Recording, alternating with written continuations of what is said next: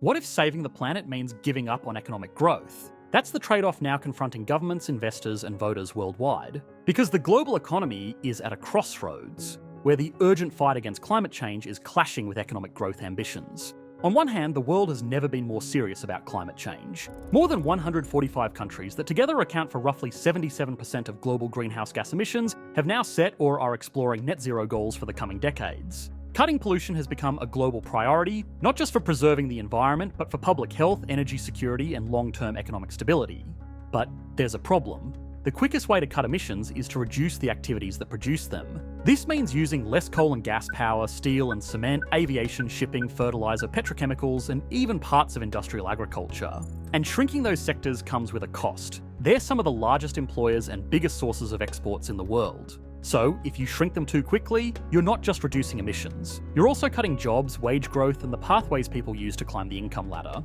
That uncomfortable tension is what has pulled degrowth, a once academic concept, into mainstream climate discussions. Degrowth argues that, on a planet with finite resources, countries should deliberately scale back resource-intensive production and consumption. In theory, that means smaller, slower, and more sustainable economies with less waste, reduced emissions, and a tighter focus on well-being instead of endless GDP growth. And as climate science has become more urgent, the idea has gained momentum. Degrowth now shows up in reports from the Intergovernmental Panel on Climate Change, a UN environment program, and the concept is becoming more mainstream. Books like Kohei Saito's Capital in the Anthropocene, which sold over 500,000 copies in Japan, have helped push degrowth into public conversation. But while degrowth has gained attention, the trade-offs it entails are becoming increasingly evident as well. For example, Europe has cut its emissions more than almost any region in the world, down roughly 37% between 1990 and 2023, while its economy has almost tripled. But the transition hasn't come without its costs. Carbon pricing and energy reforms have pushed electricity prices higher, squeezed factories,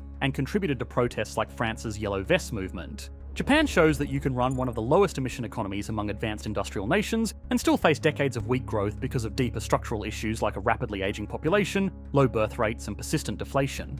And all this is happening in a world where nearly 700 million people still live in extreme poverty, surviving on less than $2.15 a day. For these people, talk of degrowth sounds less like climate policy and more like a threat. If rich countries stop growing, does that also close the door on development for everyone else? So, we're left with a dilemma. We know the planet cannot handle business as usual emissions. We know rapid cuts will hit some workers and regions harder than others. And we know that telling nearly 1 billion people who have never experienced prosperity to just accept slower growth is both tone-deaf and maybe politically explosive. So, as always, we've got some important questions to answer. If cutting emissions is unavoidable, which parts of the economy actually have to shrink and which ones don't? How are countries already living these trade-offs today? And is there any realistic way to grow and decarbonise at the same time, or is some form of degrowth inevitable? When putting together this video, and almost every other video on this channel covering current events, we rely heavily on reporting from The Economist, which is why I am so proud to have them as an advertising sponsor. The Economist delivers insight that helps you see the bigger picture through timely, thoroughly fact-checked and in-depth expert analysis on the big issues around the world. Like this very timely article about the Netflix and Paramount merger from December 9th that laid out everything going on behind the scenes of this deal. The Economist's app not only covers their daily journalism, but also includes subscriber-only podcasts, audio versions of their articles, and longer video discussions with their editors. As a viewer of Economics Explained, you get a special 35% off discount to enjoy The Economist and all it has to offer for less. Head over to their website at economist.com/explain to get started. If you zoom out and look at where global emissions actually come from, the picture is pretty simple. Most of the world's emissions don't come from plastic bags or people forgetting to recycle. They come from the unglamorous backbone of modern life. In other words, the stuff we rarely think about. Energy, concrete and steel, fuel and food. Together, these sectors account for the vast majority of global emissions. As it turns out, they're also some of the biggest employers and largest exporters on the planet. The heavy industry alone, which includes steel, cement and petrochemicals, produces about 22% of the world's CO2 emissions. And if you zoom out further and include the entire building and construction sector, the share rises to roughly 37%. To reach net zero, these industries can't just make a few minor improvements. Some of them need to change so dramatically that parts of them will inevitably shrink.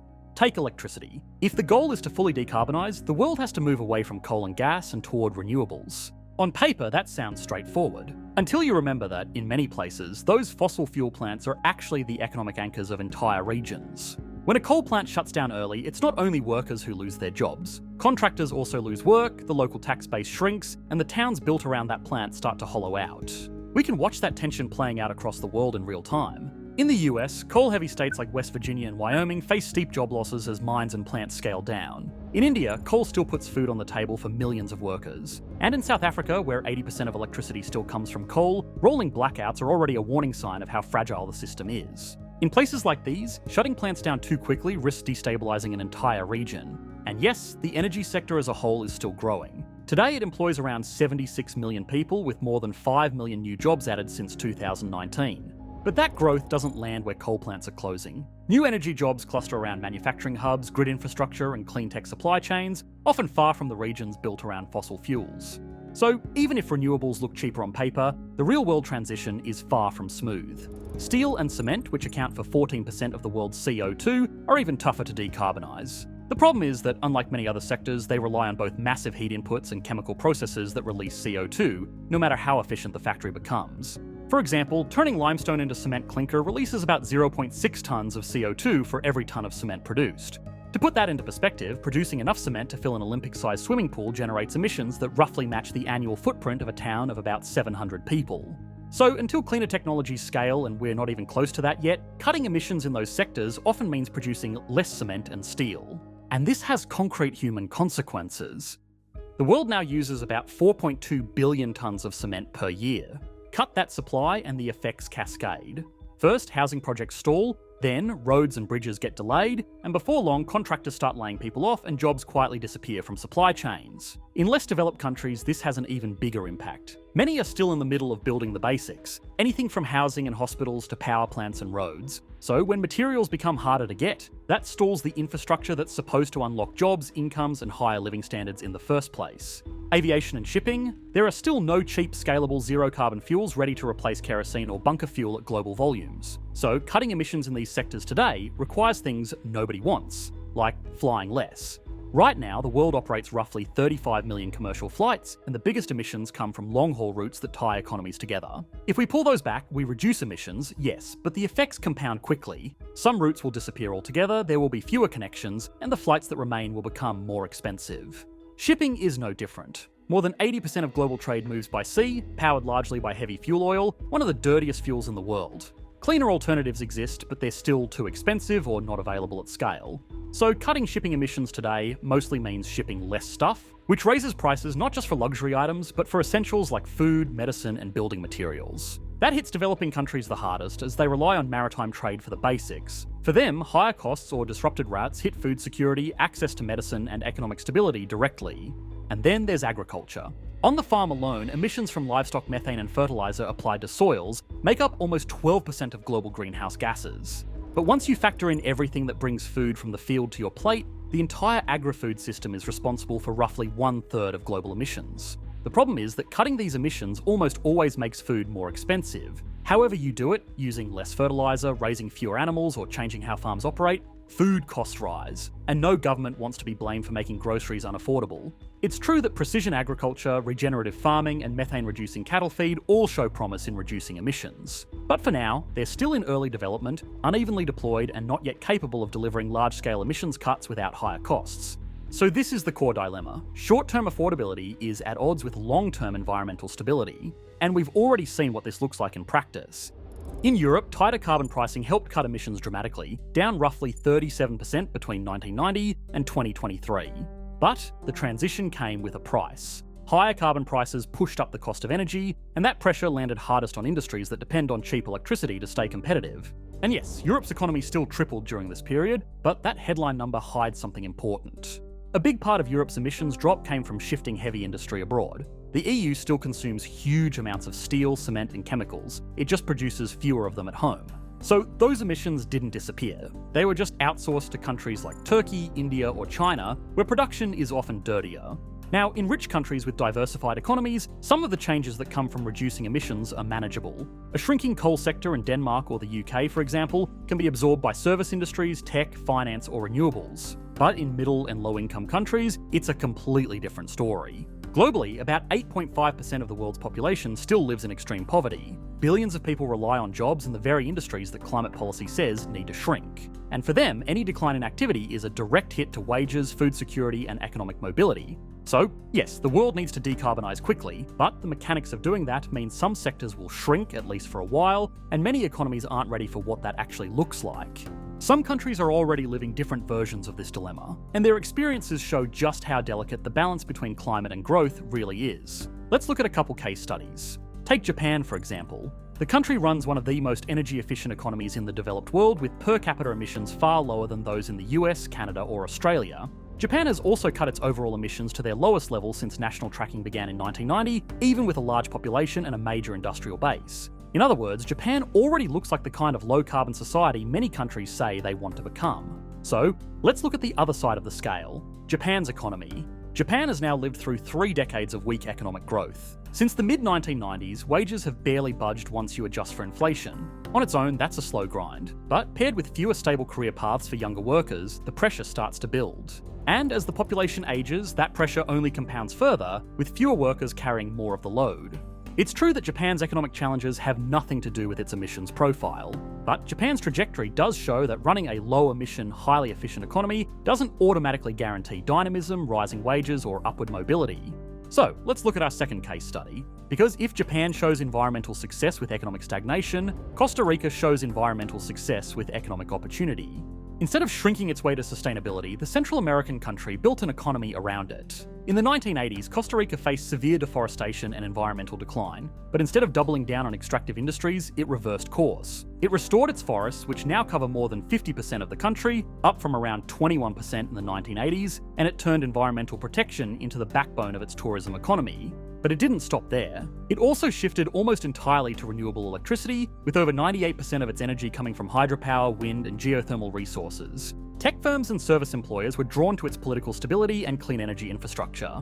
And while Costa Rica isn't a rich country by Western standards, it consistently produces higher life expectancy and stronger institutions than many countries at its income level.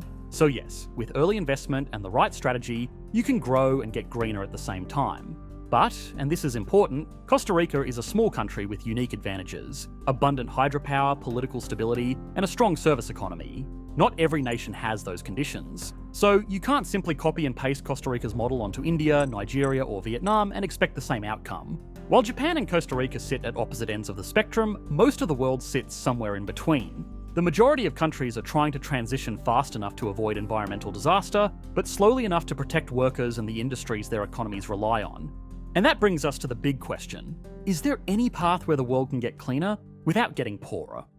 The first piece of good news is this: not every part of the economy has to shrink. In fact, some sectors will grow enormously. Clean energy is now one of the fastest growing industries on Earth. Last year alone, the world added a record 585 gigawatts of renewable power, more than 90% of all new electricity capacity. At the same time, lithium-ion battery manufacturing crossed a milestone that was unthinkable a decade ago: the terawatt-hour scale. Together, these changes are reshaping how energy is produced, stored, and used across entire economies. And the money flowing into the space reflects that. In 2024, global investment in clean energy hit $2.1 trillion, nearly doubling what flowed into fossil fuels. This means jobs, supply chains, and industrial clusters forming around clean energy, and it means parts of the economy really can expand even as emissions fall. But growth in one place doesn't guarantee fairness everywhere. Countries with cheap capital, strong institutions, or advanced manufacturing like the US, Europe, China, and South Korea capture most of the upside. Meanwhile, countries that rely on legacy industries like steel, cement, or fossil fuels face the risk of losing jobs faster than new ones arrive. To pull off a transition that's both fast and fair, countries need 3 things. First, large-scale retraining. Workers in shrinking industries need realistic pathways into rising ones. They need actual job placement in industries that pay similar or better wages. Germany's Ruhr Valley, for example, managed to replace part of its coal and steel employment through decades of investment in high-tech manufacturing and services. But many regions haven't done that.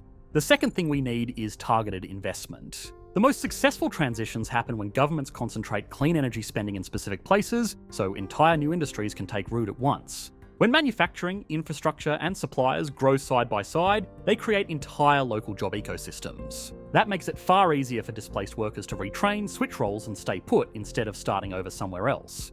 The US Inflation Reduction Act is one example. It poured hundreds of billions into domestic clean energy manufacturing, which has already triggered more than $110 billion in announced private sector investment. China did something similar a decade earlier, building a solar and battery industry that now dominates global supply chains. But this kind of transition depends on deep capital markets, strong institutions, and room to absorb short-term pain, which many countries don't have. And that brings us to the third requirement: support for countries that can't afford slowdowns. Low-income nations still need massive growth to lift their residents out of poverty. Telling them to slow down isn't realistic or fair. If the global system demands rapid decarbonisation, then the global system must also help finance it, through green infrastructure loans, technology transfers, and climate finance commitments that actually get delivered. Because without that support, the countries least responsible for historical emissions become the ones that pay the highest price. And that brings us back to the core dilemma. A rapid transition is essential for the planet. A fair transition is essential for political stability, and a productive, innovative transition is essential for economic opportunity. In the end, the real challenge is cutting emissions fast enough without breaking economies or leaving whole regions behind. If you want to explore this further and see whether saving the planet is even worth it from a purely economic perspective, we've made an entire video on that exact thought experiment. You should be able to click to that on your screen now. Thanks for watching, mate. Bye.